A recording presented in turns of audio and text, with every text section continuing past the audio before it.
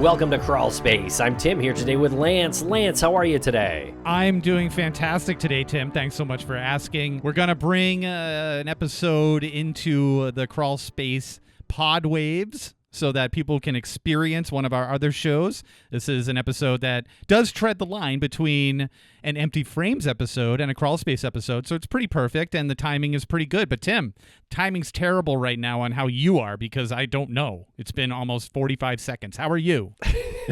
I'm doing great over here. Very excited to introduce this new episode here on Crawlspace. Yeah, this did air last week on one of our other podcasts called Empty Frames. And Empty Frames has about, I want to say 40 episodes, and it's all about art crime. So if you're interested in art crime, you might want to check out Empty Frames, especially the Gardner heist episodes, because we did, I want to say, 2 full seasons on the mystery of the 13 works of art stolen in Boston, Massachusetts in 1990 from the Gardner Museum. We first started doing this Empty Frames show years ago, and we actually got some death threats, and it actually made us cut season 1 a little bit short. I don't think that's something we've ever mentioned on these airwaves, but I think that was the time, I guess. So if you want to check out the show that actually got us legitimate death threats that I had to go to the police over, you might want to check out Empty Frames, especially season 1. So this episode, this interview with Barry Avrich aired just recently on Empty Frames. We are bringing some new episodes to the Empty Frames airwaves lately. This is about the story of the Needler Gallery, and it's a really intense fraud scheme, art fraud scheme.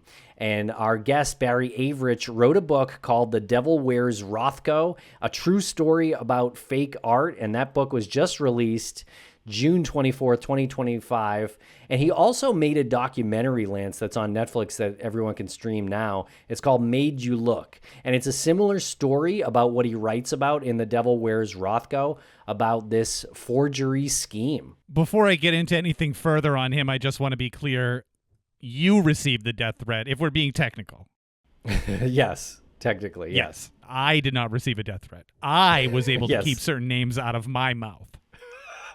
Yes, I did go to the police. So if this ever comes back up or I go missing or something, the police are going to have a name on it to investigate first. Well, I can guarantee with about 98% certainty that the conversation with Barry will not warrant any further death threats for either of us. Let's hope not. All right, everyone. Well, check out this book, The Devil Wears Rothko. There are links in the show notes for where to purchase it, and a link to the Netflix documentary Made You Look. So we hope you enjoy this conversation, and check out Empty Frames when you get a chance. We'd really appreciate it. Okay, everyone, so please follow us on social media at Crawlspace Podcast or Crawlspace Pod.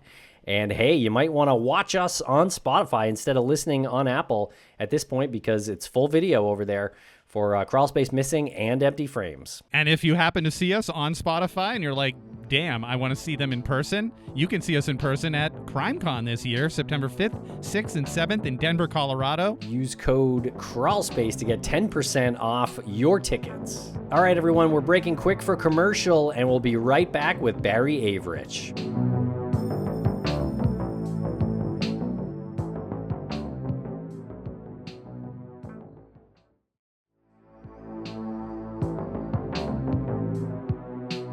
Welcome to the podcast, Barry Avrich. How are you today? I am great. Good to see you guys. Good to see you as well. Always love having a legitimate filmmaker on, someone who does dig into the stories that they cover, and you have quite a resume that is super impressive, and I can't wait to talk about what we're going to talk about today, because Tim and I are really into the whole concept of art and art heists and the value that is placed on artwork. But before we get into all of that, there's probably a couple people out there who might not know who you are. If you want to just fill them in and what brings you to the show, maybe a little bit about the body of work that you have. Thank you. I'm a longtime documentary filmmaker, some close to 70 films, always very character-driven, from the famous to the infamous. Probably one of my more well-known documentaries is The Last Mogul, about infamous and legendary Lew Wasserman, the head of Universal Studios, and really the first super power agent before guys like Mike Ovitz and Ron Meyer. I love telling stories, been doing it for a long time. And thankfully, there's never seems to be an end of any of the great stories that are around the corner. So, and of course, I love the rich and powerful that take a stumble. Okay, great. And you have written a new book that's being released in June 2025. It's called The Devil Wears Rothko. And it kind of runs parallel to a documentary you made as well called Made You Look. Yeah, can you tell us about the two projects and how they may overlap a little bit?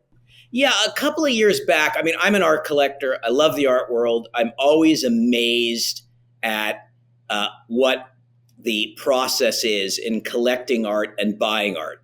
You walk into an art gallery quite often in New York City, the mecca of art, or in London or elsewhere, and the gallerists are really not that interested in helping you unless they really know who you are and you're a well-known collector. There's no prices on the walls. They'll often tell you it's sold. Often a lot of the art isn't even exhibited. It's in private rooms. Most of it's sold already. So a very complex process. And as I always say, a world you're really not invited to. So I made a film a couple of years back called Blurred Lines that unpacked the art world for Netflix. And a lot of people who were interviewed for the film, I think, later regretted it because I really tried to demystify how that world worked. Fast forward to this incredible story about the largest art fraud in American history that took place at the Noodler Gallery, a 150-year-old gallery in New York City, where billionaires and museums and collectors and art consultants got fooled over a period of 10 years, $80 million worth of fake art. And I couldn't believe this. I was watching this in real time as Vanity Fair and New York Times was covering it. And I said, there's a documentary. Let's do this. And that was Made You Look, also for Netflix in the United States and elsewhere. And then my agent said to me, and I think there's a book here. And I said, well, who am I to write the book? There's journalists who covered this story. It was so great, so many great names, the Hammers and onwards. And he said, well, you made the film, you can write the book. So that is The Devil Wears Rothko. Very cool. I just want to back up a little bit. You had mentioned that your films are very character-driven, and then you said they oftentimes involve the downfall of the powerful or the rich and powerful and experiencing that. Why is that the case for you? Why do you find that interesting, and how does that align with the art world? I mean, I've been making documentaries for a long time, and it always amazes me. I've made films on two of them on Harvey Weinstein, another character from Canada who owned Broadway at one time, Garth Drabinsky, who was producing on Broadway. And it always amazes me, guys, that people who have so much, they've created so much art in the world, whether it's film, whether it's theater, whether it's art, publishing, doesn't matter. They've created so many great things. They have all the money in the world. They have all the power in the world, and yet they risk it. It's so Shakespearean, as if they think they're Icarus and can get a new set of wings. It just amazes me at how, power corrupts absolutely, as they say, and they'll take those chances. I remember when we were doing the second Harvey Weinstein film called The Reckoning for Hulu, and somebody said there comes a time where when you stop getting your own Perrier and picking your kids up at school, then you think you can get away with anything and everything, and they do. And so that intrigues me. And certainly in The Devil Wears Rothko, those that would take the chance and not selling one or two paintings and walking away with hundreds of thousands of dollars, but would carry on this fraud for a decade. And I would have, if I sold one painting and walked away with a couple of $100,000 and fooled somebody, you're getting out of Dodge. Not these people. I'd be done. Yeah, that's good. That was a good take. Better not show up again. But for 10 years, one painting after another, all created by one artist, staggering. Yeah, it really is staggering. Can we talk a little bit about the sort of characters in this story? Can we start with the Noodler gallery? Yes. Let me give you the cast. You have the Noodler Gallery, which was a 150-year-old gallery that began in France by a very well-respected art family, the Goupil family, who was trading in prints and maps. And suddenly, when a tremendous amount of wealth was being acquired, not only in Europe, but elsewhere in the world, there was a demand for art. So they opened an office or a branch or a gallery in New York City when the robber barons of the day, the steel and railway people, the Carnegies, the Rothschilds a little later on, the Astors, all the famous builders in New York City and Philadelphia and Pittsburgh were amassing fortunes and building mansions and estates. And they had a lot of empty walls and they needed art. And they were buying art by the yard, dozens of paintings. And the art world exploded. And certainly the Noodler Gallery was there for that time. And over the years, they sold and brokered incredible amounts of art to the very, very wealthy in the early days, and then followed that pattern as the art world was changing. So that is the Noodler Gallery. Over the years, it just kept getting bigger and bigger and bigger. Eventually, in the 70s, Armand Hammer, the great industrialist and philanthropist and flawed tycoon who was doing art deals in the Hermitage in Russia, buying their art when Russia needed money, needed wheat. He was brokering deals and he was taking art back. And he bought the Hammer Gallery, bought the Noodler Gallery for next to nothing, and moved it to the most extraordinary space in the Upper East Side in New York. That's when the Noodler Gallery, again, is seeing its halcyon days. They hire great, brilliant dealers and directors to run the gallery.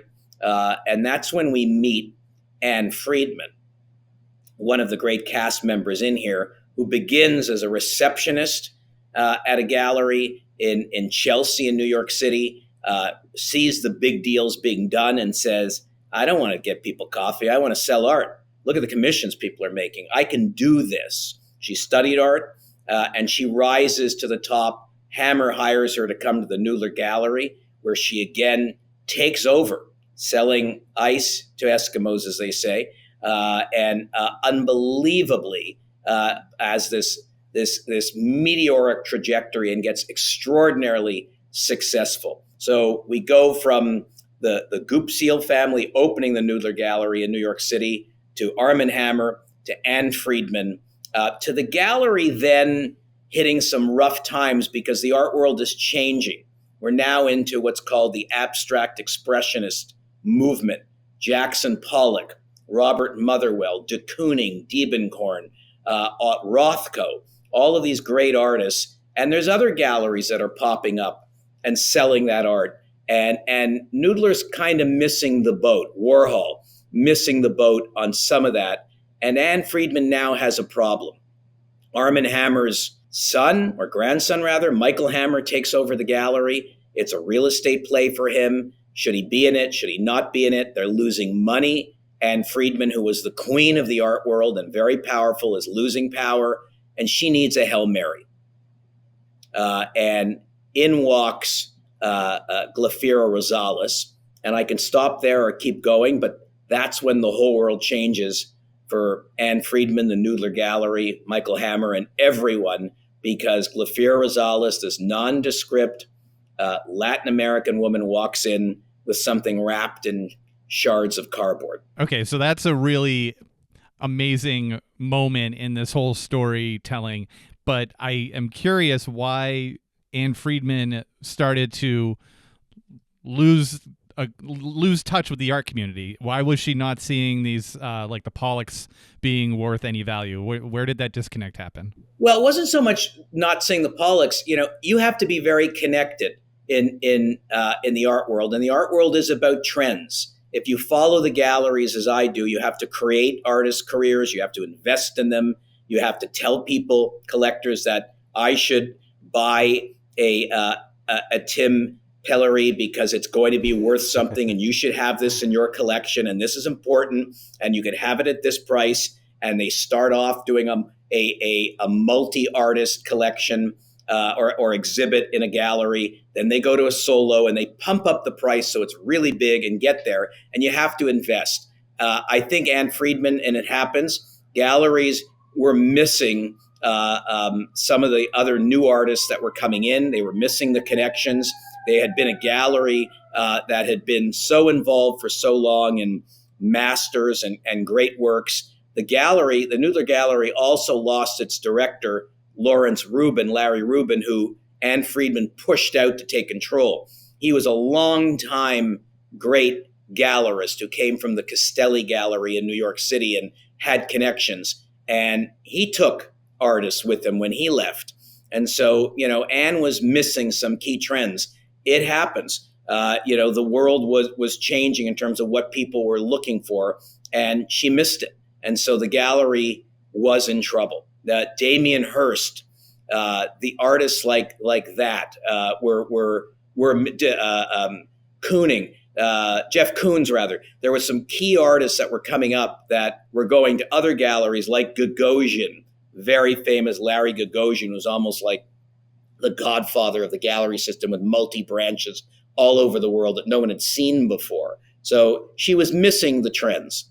And how did you get involved in, what makes you interested in this? I'm interested in art because I'm sadly, I'm not in a room filled with it today, but I buy art and I collect art on the basis of how it makes me feel when I walk into a room, not because of its value or how I can trade it later on or whether an artist's values changes. A lot of people collect it as an asset value. So I just love it. I grew up in a house filled with art, not expensive because my parents, again, bought stuff that was intriguing to them. So I appreciated that.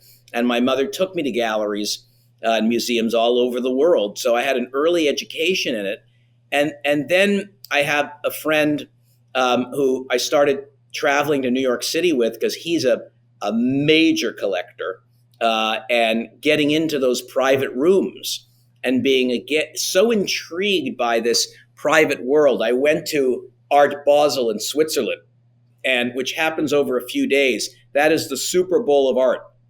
Many collectors, the big ticket collectors, Steve Cohen, big hedge fund guy in New York, get shown stuff before it even goes to Switzerland, and he'll buy it based on a PDF or a thumbnail, a tiny piece, and say, I have to have that. So by the time I got to Switzerland and we were filming for the first documentary, Blurred Lines, and we had full access to it. So we had crews and everything like that. But the gallerists were not interested in me. As they don't know who I am as a collector. I'm not important. I'm not on the map. And they're almost kind of rude. So in some cases, we went into galleries in New York City. I went in with glasses with cameras in it to see how long it would take for anybody to even say hello or notice me. So I'm intrigued by the mystery. I'm intrigued, Lance, that it's the most unregulated market in the world. There's no rules. There's no prices. Who says that this can is worth $100,000? The gallery. And tomorrow it could be worth nothing. When we interviewed Lawrence Graff, the great billionaire jeweler, he said 98% of what I've collected is now worthless. But the 2% he's in love with and is worth hundreds of millions. But I just find it incredibly interesting. And for the listeners out there, that can was a can of Celsius that you can get using promo code Crawlspace and Empty Frames for 10% off. That's my boost in the morning. I don't drink coffee. And we'll be right back after a quick word from our sponsors. Thanks to our sponsors, and now we're back to the program. Now, can you tell us a little bit about Glaphyra Rosales? Okay. So Glaphyra Rosales is originally from Mexico, poor working class family, working in nursing school, has no knowledge about art, doesn't come from a family that collected art, doesn't really know what art is, and somehow has the misfortune of working as a nursing student when this gentleman, Carlos Bergantinos Diaz, comes into her hospital with an alleged bullfighting wound. And she treats him, and they fall in love. This is Bonnie and Clyde somehow meeting. And they fall in love, and he whisks her away to different places in Latin America where he has a dream to come to America like everybody else. That's where we should go. We need to get to New York City. They never marry. They have a child. They move to New York City. She will tell you, and has said and has testified, that she basically was living in some Stockholm syndrome situation where she just basically followed Carlos's direction with everything that he said, told her to do, that she was very well scripted. Others would say untrue. Carlos would say to me later on film, and we could talk about how I find him in some remote town in Spain as he fled the scandal. He will say, oh, no, she pushed me. She wanted status. So they get to New York City, and he gets a job delivering seafood. It's almost a scene out of Scarface, like the dishwasher, Tony Montana. And he gets a job delivering seafood, and then says he thinks he can do it better. So he starts his own delivery service, and he starts delivering caviar around New York City. And there's so much traffic, and it's a colorful item. That's why I'm telling you this, not to bore you, but it's a colorful item in that the traffic is so bad, he buys an ambulance and calls it emergency caviar, and then puts the siren on and starts delivering caviar around New York City faster than anybody else, and starts delivering caviar to Sotheby's and Christie's auction houses, famous auction houses for auctions. So he'd deliver the caviar, and then he'd stay behind and he'd see and quite often the caviar that he was selling was also fake. He'd say it's beluga, put it in the wrong tin. So this is a man that's already, living in the shady area, the 50 shades of New York City in dealing in fakes. But he sees art being auctioned off as he's hanging around watching people eat his fake caviar. He sees people buying art for $500,000, $1 million, $7 million, $15 million. And he says, you know what, I'm in the wrong business. I need to be in the art world. And so he starts dabbling in buying art and selling art legitimately, and then sells off a couple of fakes here and there, and that kind of works. And he's starting to hatch his plan to hit the mother lode. And he walks by in Times Square. I don't know where you guys are located, but if you walk through Times Square, there's people that do caricatures and art and cartoons. And he runs into a Chinese artist who has painted copies of extraordinary art, abstract expressionist, Pollock's, incredible work. And he says to him, wow, could you do this, this, and this for me? And he gives him a test for some famous artists, and he could. So he now has a plan. Now, there's a difference, gentlemen, between a copy and a fake. A copy is a copy. It's worthless. You could say, you could charge what you want for it. It's a copy. A fake is, I'm asking you, Lance, to create a work in the style of Jackson Pollock. We're going to name it, and we're going to sign it Jackson Pollock, and we're going to say it's an original. That's a fake. And that's what he asked Pei Shen-Quinn, this fabulous character who had come from Shanghai, China, who had studied art in China, came to New York City, went to the Artists League with some of the greats like Ai Weiwei, and was a great artist, but frustrated that nobody was interested in his art. And there he was working as a house painter, a math teacher, tutor, and nobody was buying his art. And suddenly, Carlos Bergantinos Diaz and Glafira Rosales, Bonnie and Clyde, are buying his art. $600, $700, $1,000, and they're buying his art. And that's where Glafira and Carlos hatch this plan. What if we could sell this art? Whether Carlos was smart enough, gentlemen, to know that the Noodler Gallery and Anne Friedman needed a Hail Mary or not, I don't know. But on one fall crisp day in New York City, he schools Glafira Rosales on what she needs to know about Mark Rothko with an incredible fake backstory with enough details that sound real, and sends Glafira in dressed in Fendi, beautiful, looks great, and sends her into the Noodler Gallery. And this would be the ultimate test. Could this Mark Rothko that she has under her arm pass the test of the great Anne Friedman to say, I'll take it? Now, I'll just one step backwards, and then I'll let you guys continue and forgive me here. I want to define the word provenance for your audience. Provenance means proof, the background. Where does a painting come from?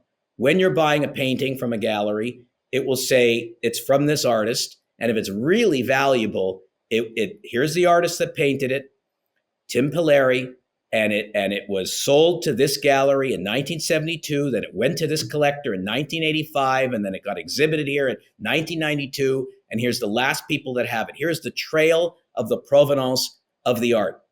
The best provenance in the world is Tim standing next to that painting, painting it, and then you go, well, he painted it, so it's got to be legitimate. The art that Glafira was bringing into the Noodler Gallery had fake provenance, no documents, just a lot of backstory and a lot of impressive sounding names. And he had schooled, Carlos and Glafira came up with a really good story. Also, Glafira was recommended to the gallery by somebody that Anne Friedman trusted. So in she comes in, she opens up the cardboard in Anne's viewing room at the Noodler Gallery, and it's a Rothko. And Anne sits there and is breathless and goes, oh my God. Now you have to understand the Rothko style of paintings, absolutely stunning, selling for tens of millions of dollars, just don't come up that often. It's such a cool story. For the record, I definitely could pull off a Jackson Pollock fake. Personally speaking, I think I could do that. And I want to revisit something you said about Carlos. You said that he was buying and selling art. Some of them were fake. Did he know he was selling fake art back in, before he started to pull this heist or this scam off? Absolutely. In fact, some of the characters in this book and in the film end up doing due diligence and hire a private investigator to look into Carlos's background because they kept faulting Anne. Why would you have not done the research? And they end up hiring a private investigator who uncovers the fact that Carlos has been banned by certain auction houses, that he has dabbled in fake art in the past. So he has been testing this plan for a while before he sends Glafira into the Noodler Gallery on that day. How did Anne Friedman just so, I guess, easily believe that this was like a lost Rothko painting? That's the greatest question in the book and in the film. What did Anne Friedman know? Now, remember, the con takes place over 10 years. Should she have known better? There were red flags along the way. One of the first paintings she sells, a Jackson Pollock, to a major executive at Goldman Sachs in New York, has it forensically tested, where the report comes back and says, fake, one of the first ones, and she gives him back his money and then attempts to resell it. So she keeps going. Many people have said, look, she just wanted to believe it was real. I don't believe that Anne Friedman got into this for it to be a scam. But Glafira was brilliant enough to connect the dots on the Rothko with backstories that sounded really interesting. But yet kooky in retrospect. This was from a Mr. X who didn't want it to disclose his relationship with a homosexual lover because his father would be upset. So he was now getting rid of this art, and it had been authenticated by it all sounded good. And Anne Friedman believed, like even the tombs of King Tut and the Barnes collection, that people discovered art, and it happens all the time. You heard those stories. I went to a garage sale. I bought a Van Gogh for $12, and it's worth $120 million. She believed that happens all the time, that the art world is about discoveries, and so she believed it. And slowly over the years, as Glafira was bringing in more and more, and huge varying artists, it's hard to believe, as one friend of mine said, hard to believe one artist painted all of it, but she just was so overwhelmed. And in her defense, in her opinion, she was sending the art to consultants. She was sending the art to other museums. Taschen was putting it on the cover of magazines. It was selling. Consultants were saying it was real. So she just went along with it and believed it. when it's selling, how does that happen? Like, you don't just place an ad for it, right? Do you have to call the press and then hope that the right person hears about it and then they come in? Like, what's the process there? It's so like out of my realm of understanding. Says the man who can create a fake Rothko. Well, I think I don't know that I believe that. Well, I look. Anne did not court the media, so her process was, and it's a great question, is that you have a Rolodex of collectors. She was very well connected in Hollywood. David Geffen, lots of interesting people, big collectors who are buying art. So you start to put the word out, and the word gets out. Plus, there's major art shows in New York and London, all over the world. The Armory show in New York, which is basically a convention for galleries, very wealthy people. It's open generally over a couple of days. Again, the first day, evening, for serious collectors that go in, and those red stickers get on, stuff gets sold. The next day for another private group, and then the third day for what we call the unwashed, the public that come in who can't afford anything but want to look at beautiful art. Sometimes you do get people who buy things. So she was hanging this art at the Armory show and other shows around the world, and it was selling. Collectors came in. I have to have. Is that a Pollock? Is that a de Kooning? Is that a Diebenkorn? Robert Motherwell, stunning art, elegy paintings of black and gray, stunning. And so the word got out pretty quickly, and she was able to move art very quickly over the 10 years. Again, to give you the math, they pay Pei Shen Quinn, the Asian artist, a couple of $1,000. And only a little side note, he goes to the Armory one day just out of curiosity to look around and sees his art in the Noodler booth for hundreds of thousands of dollars, and then goes back to Glafira and Carlos and says, hello, I think I'd like some more money. So they take him up to $6 or $7 grand. So he's suddenly getting more money and thrilled. So he claims he didn't know. Of course he knew. And so the math is that they would, Anne Friedman would either take on consignment from Bergantinos and Rosales art, or buy it for $500,000, $600,000, $700,000, not much more than that. And then Anne could sell it anywhere from a 200 to 800% markup, and maybe more. Paintings in some cases $7-8 million that she paid $600,000 or $800,000 for, and people had to have it. Collectors come in, you have to have it. You have to have it. Sometimes it doesn't make any emotional sense, but you have to have it. I want it. I see it. I fall in love with it. I have to have it. And then you have art consultants who, to me, are somewhat conflicted because they're telling you, Tim and Lance, this is really important for your collection. Here's what this art is about. This is what the artist was thinking at that time. And this is why this is important. And if you have it in your collection, this also gives you access to other pieces and other artists, and you're now an important collector. So you put that on your wall, and then you have a party in your Upper East Side mansion or in your home in the Hamptons or in Palm Beach, and people are walking in and, wow, Tim has a Rothko. Ooh, player. And that's one aspect of collecting, status. And the other are asset collecting. People are collecting because they think it will go up in value. So how many of these fake paintings did Pei Shen Quinn paint? Well, about 60, but probably a lot more. We know of 60 pieces. They're probably closer to, in the hundreds. When I found Pei Shen Quinn in Shanghai in his apartment by posing as a FedEx delivery man or whatever it was, his apartment was filled with art, stacks and stacks and against the wall of tons of art, very, very prolific. He claimed at that point he was really only painting for himself, but certain galleries were exhibiting his work in China, not fakes, but his own originals. Oh, interesting. Yeah, I mean, just being able to do that and forge, I guess, different kinds of artists, doesn't that mean you're really talented too? Incredibly talented. Tim, I went to Shenzhen, China, to a factory that makes art. You can buy it. Lance can call up and say, I'm emailing you a Pollock. I want this. I'm emailing you a Rothko. I want this. And in that factory there were about 70 or 80 artists, all schooled in different genres and school of art, all painting, filling orders from around the world. And they're brilliant. The Chinese are taught to copy in meticulous detail. We've seen this in other luxury goods that come out of Asia that are brilliant, purses, scarves, things like that. We've seen those for sale. But in art, the meticulous line art and being able to just almost mathematically copy something was extraordinary.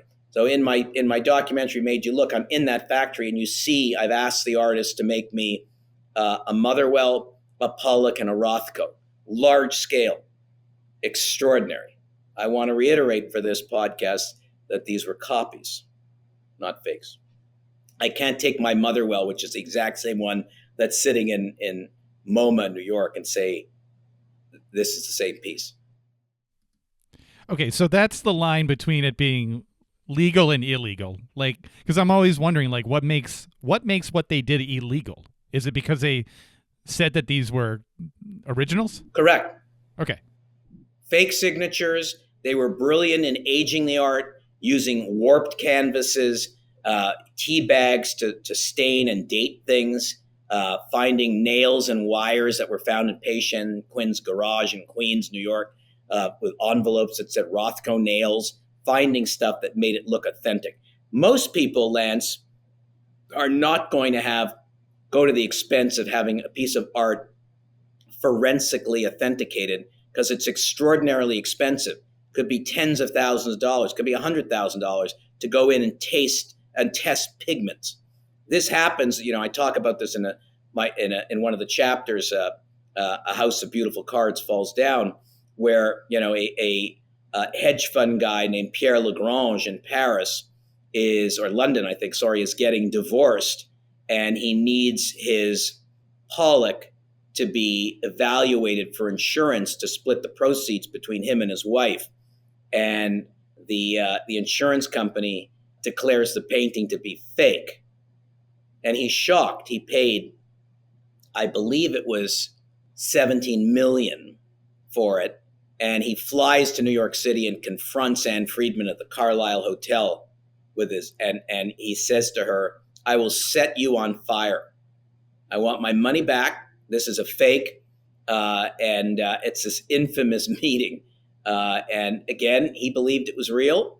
And it was definitely a fake, and he wanted it. I also should say, Lance, these collectors also were getting deals. So the consultants and other experts that were dealing with them said they were really getting, high-end art at a more reasonable price than usual. So that made it attractive too. Gotcha.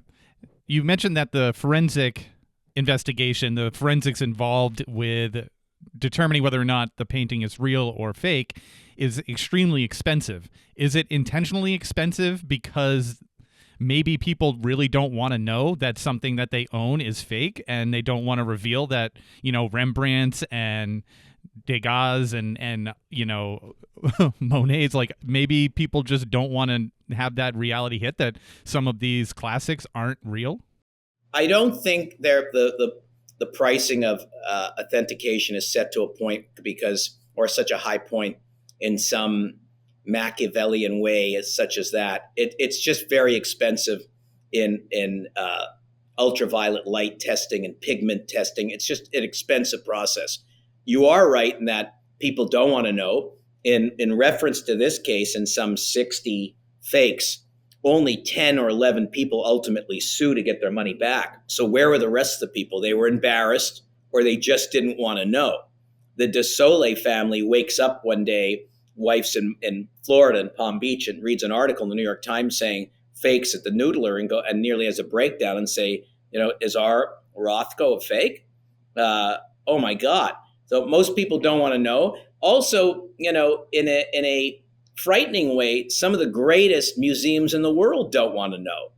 A former head of the Metropolitan Museum of Art in New York City said that he believes that there's a massive percentage of fakes that are on the walls of great museums. Who knew what people were buying? Right. That's the quote here. 40% of the Met's collection is potentially fake. Can that be accurate? Well, somebody's alleging that. Nobody's going to test it. Some museums and galleries have works in their basement they've never brought up because they suspect is fake. So, you look the other way in this crazy world. And we'll be right back after a quick word from our sponsors. Thanks to our sponsors, and now we're back to the program. Okay, so what happened when this whole scheme kind of, fell apart and the law got involved? Well, what happens is that Glafira and Carlos, Bonnie and Clyde, are selling art to another gallery, the Julian Wiseman Gallery. Robert Motherwell's specifically, great artist, worth looking up. Often these artists are represented by estate foundations that manage the legacy, and they create a catalog called a catalog raisonné that has the official phone book of all the art that exists under that one artist. So this Wiseman Gallery calls in the Motherwell Foundation, called the Daedalus Foundation, to look at some Motherwell art that they're buying from Bergantinos. They authenticate it. And they give them a letter of, yes, it's real. It turns out that Motherwell is a fake. The Motherwell Foundation, or the Daedalus Foundation, is extraordinarily embarrassed by this. There's lawsuits flying. And then this Daedalus Foundation, again representing Robert Motherwell, finds out that Anne Friedman's got a bunch of Motherwells. So he goes over there to have a conversation with her and says, hey, Anne, I want to see your Motherwells. Doesn't tell her that he recently himself got caught up with a fake, and she's got some Motherwells and some other stuff, and he goes back to, takes pictures, he goes back to his office, looks at the records of Motherwell and says, these are fakes too. And he says to Anne Friedman, your Motherwells need to be tested. And she agrees, and then refuses to really let him see what the authenticator discloses, because Rome is now burning. The authenticators are now saying my stuff is fake. The guy from the Motherwell Foundation, Daedalus Foundation, Jack Flam is his name, is saying, wait a minute, I'm giving you an opportunity to set the record straight here. You have fakes. And God knows how many other fakes you have. And starts to find out what source they're coming from. Carlos Bergantinos investigates him, gives the Noodler Gallery an opportunity to sort of disclose the fact that they have a problem. He doesn't believe that Anne is part of this scheme, and Anne stops calling him back. And he's now afraid of his own reputation with Motherwell. He's getting sued elsewhere, and so he just wakes up that one day and says, screw it, I'm going to the FBI. Goes to the FBI.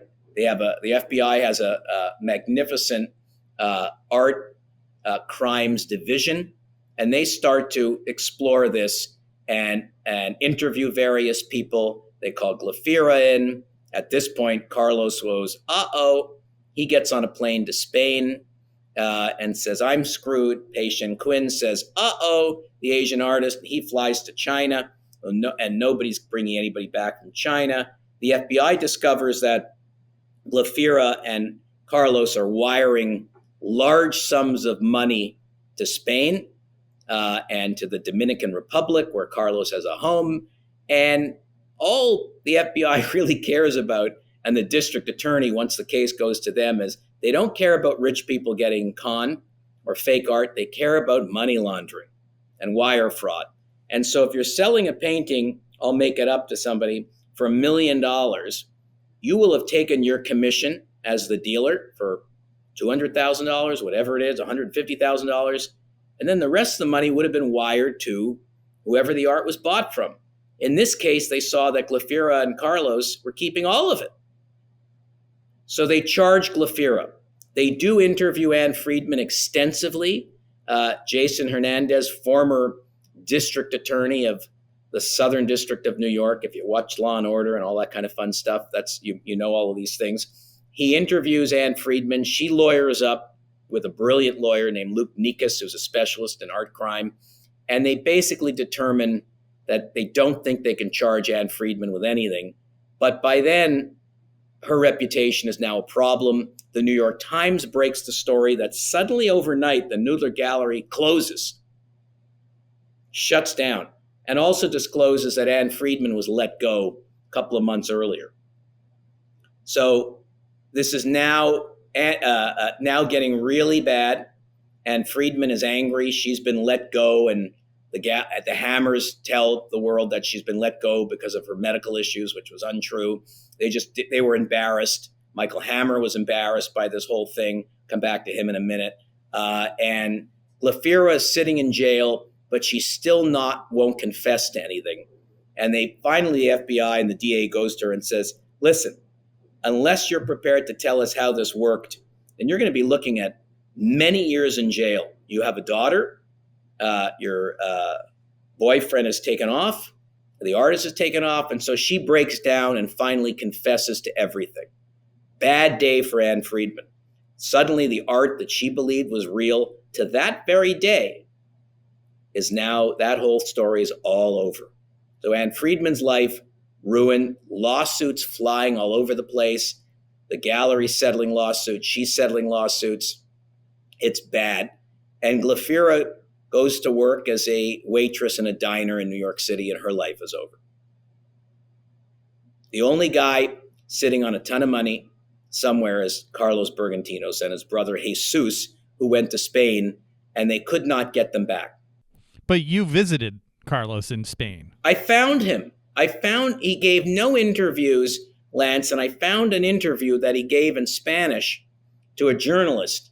So I reached out to his lawyer and I said, look, is he prepared? I got a documentary coming out. Is he prepared to set the record straight? Yes, under certain terms. And so we flew to Lugo, Spain. Never heard of it. A medieval town walled in. Beautiful. Absolutely beautiful. Who goes to Lugo? 6 days, no nights.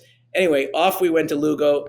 We went to his lawyer's office, who was like a Martin Short character in 60 Minutes, smoking one cigarette after another, and kept defending Carlos, who claimed it didn't speak English well. But thankfully, the lawyer would leave occasionally, so we were able to really grill Carlos. And he blamed Glafira for everything, and wouldn't really accept any responsibility. Great character. Walked in a Vicuna cashmere coat and a Prada suit and a beautiful burgundy tie, very elegant. He had had a stroke and some medical issues, crying, woe is me a lot.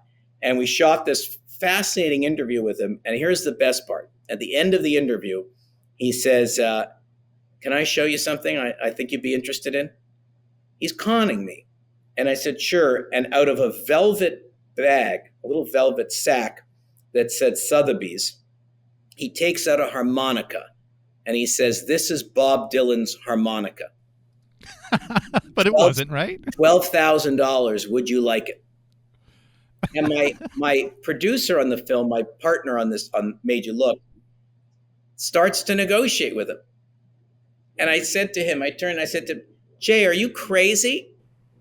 He says it's Bob Dylan's harmonica. It could be Bob, whoever. It's nonsense. It's complete. He's conning me. He goes, yeah, but what if it's real? It's not real.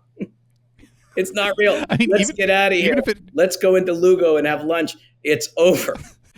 Well, that's what is so fascinating about these stories is that, like, even if it was real, how do you put a value on that? Like musicians throw their guitar picks or their drumsticks into the crowd, and you don't have a bunch of people, selling them for millions of dollars. Like Bob Dylan's harmonica, I get that. It's cool to have, but like, is it $12,000 cool? Like, well, again, he made up the price, and I look at Hollywood collectibles all the time, and you see what other comps have sold for, and is there again provenance? Is there a letter that says Bob Dylan owned this? You look for all this. This had nothing. It was a velvet sack, little piece of cardboard from a string that said Bob Dylan harmonica, 1972.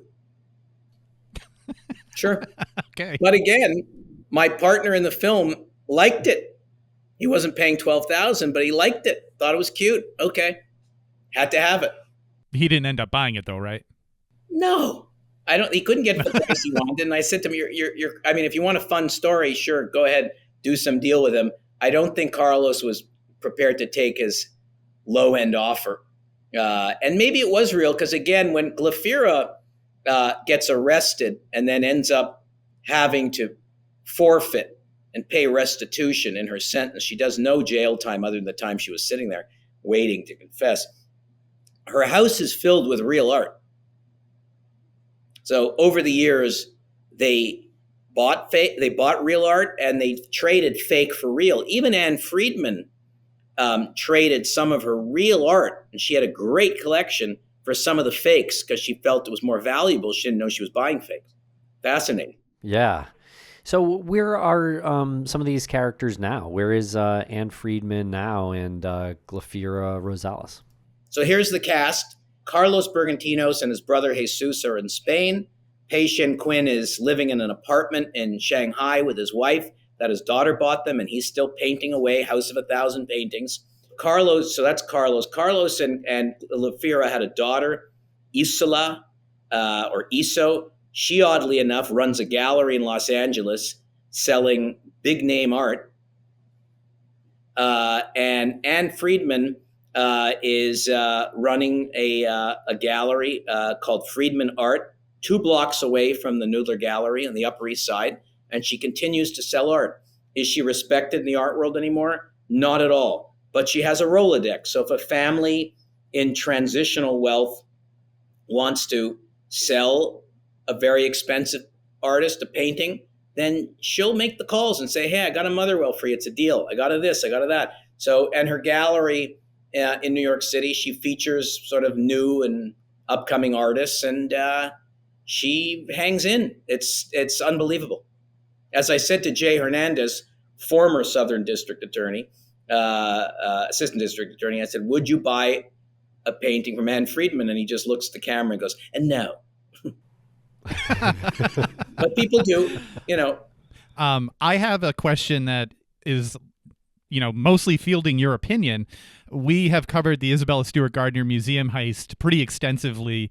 We're from the area in Massachusetts. It's the museum is in Boston. I'm sure you're familiar with the heist and the works that were taken. But we had a guest on, this gentleman who has been investigating it, and his theory is really interesting. He said that the heist wasn't about taking the paintings for any sort of monetary value. It was a piece of art that they were doing. It was exhibition art that they were doing. They were making a film of a heist, and the film is the heist. But one element of his theory is that the thieves left the frames because that was their message, that the frames are the only thing that you can actually apply value to. And they wanted to make that message heard by saying, look, we took the paintings, they're worthless. We're leaving the frames because that's the real value. What's your feeling on that part of that theory? I'll never understand a thief that wants to send a message. So it's possible, but if I'm worrying about stealing a painting, I'm worrying about getting the hell out of there before I'm caught, and finding a way to sell it. These people who always left. You saw this in films and books, and this person that left a lock of hair, or this is a person that turned a photograph over when he was robbing a house. All these messages. It's possible, but. I've yet, in all of the documentaries I've made, and I've interviewed murderers and thieves and fraud artists and con artists, I've never met anybody that's that esoteric that wants to leave some kind of a message. He's right that probably the frame is the most valuable thing, because if you look at a painting, canvas is cheap and paint is cheap and everything else is cheap. Framing is expensive, so that's where it costs. So I remember with even framing some art, in a lot of cases, the framing is more expensive than the art that you bought. So it is a message. It's great, good for him. Okay. You also said something about Michael Hammer, and you said we'll come back to that. I just want to revisit that. What was the thing that you wanted to come back to?